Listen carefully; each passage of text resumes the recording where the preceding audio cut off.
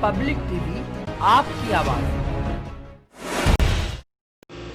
जो होना था वो तो हो गया, जो शोक हो गया है, हम लोगों की जो क्षति हुई है वो तो उसकी पूर्ति हो नहीं सकती। इस बारे में तो अभी कोई नहीं मैं मत व्यक्त कर सकता, वो तो लंबा चलेगा। लेकिन अगर अपराधी पकड़ में आ गया है तो ये सभी के लिए संतुष्टि की बात है। लेकिन इसको आप कहानी का अंत मत समझ, ये अभी अब नई शुरुआत हुई है कहानी। मुख्य अभियुक्त आपके कब्जे में आया है। अब ये देखना आप मीडिया वाले भाइयों का काम है कि सच्चाई पे पर्दा ना डाला जाए। बहुत से अपराधी हैं जो जेल से भी बादशाह चला रहे हैं, ठीक। तो ये है कि इतने सुनियोजित ढंग से उसका आत्मसमर्पण हो गया कि अभी 12 घंटे पहले वो फरीदाबाद में था, वो 12 घंटे में महाकाल के दरवाजे में पहुंच गया।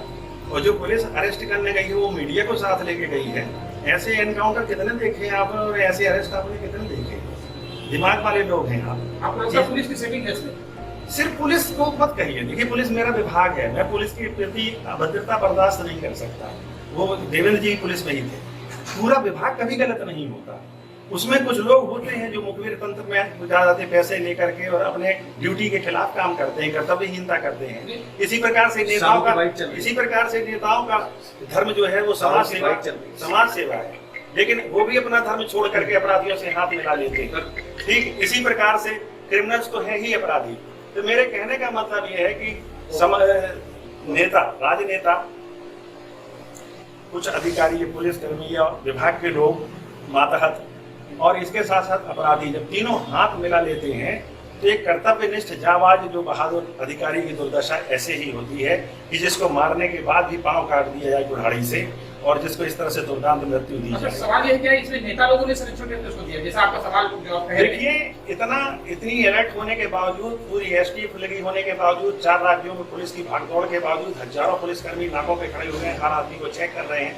इसके बाद भी वो आदमी बिना किसी बाधा के अपना मूवमेंट कर रहा है और उसके बाद बड़े बड़े मूवमेंट कर रहा है, ठीक है। ऐसी अवस्था में उसको जान बचाने की सूझेगी या महाकाल की भक्ति करने के लिए उज्जैन जाने की सूझेगी? तो कहानी आप कुछ भी बना लें।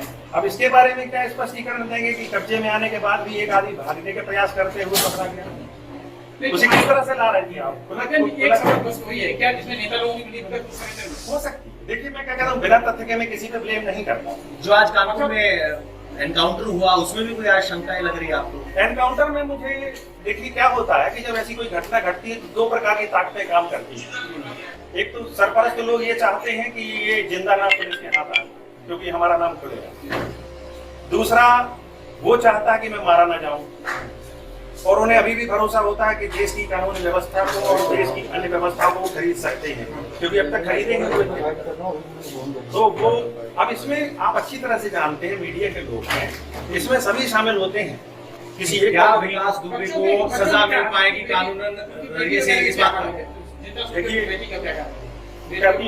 वो कहती है ठीक हुआ मासा जी, लेकिन मैं आपको बताता हूँ कि जब मैं यहाँ आया था शोक व्यक्त करने के लिए, तो जब उनकी मैंने डेड बॉडी देखी तो अंतिम संस्कार वाले दिन मेरे मन में संकल्प आया था, हनुमान जी का सेवक हूँ, मैं सन्यासी हूँ, 20 वर्ष से सिर्फ सन्यास में, कि अगर 7-10 दिनों के भीतर भीतर उनकी शुद्धता होने के पहले इन सबके कुल में कोई जलदाता रूप न रहे, पुरखों को जल देने वाला न, जलदाता न रही कुल और हम उनने हमारी लाज रखी। मेरा सारा धन्यवाद। डर क्यों नहीं है?